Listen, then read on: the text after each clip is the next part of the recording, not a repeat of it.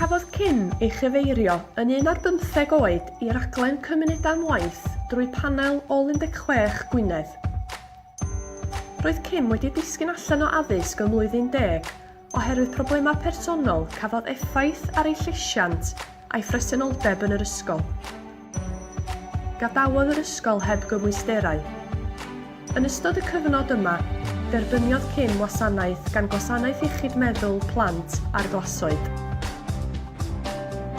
Nid oedd Kim yn gadael y tŷ heb ei mham, ac nid oedd yn cymdeithasu â phobl eraill.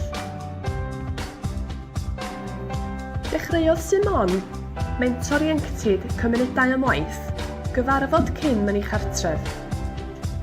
Roedd sefydlu perthynas ac ymddirieddaeth rhwng Simon a Kim yn allweddol yn y cam hwn. Drwy'r waith dwys, 1-1 dros gyfnod hir o amser, mynegodd Kim yr hoffai fynd yn ôl i addysg i astudio celf. Drwy cefnogaeth Simon a chyngor ac arweiniad gan Gyrfa Cymru, amlygwyd y camau y byddai angen i Kim ei gymryd ar y llwybr yn ôl i addysg. Mynychodd Kim dosbarthiadau nos i astudio tygau mewn mathemateg a Saesneg. Aeth Kim ymlaen i fynychu hyfforddiaeth mewn celf drwy grŵp llandrillo Menai.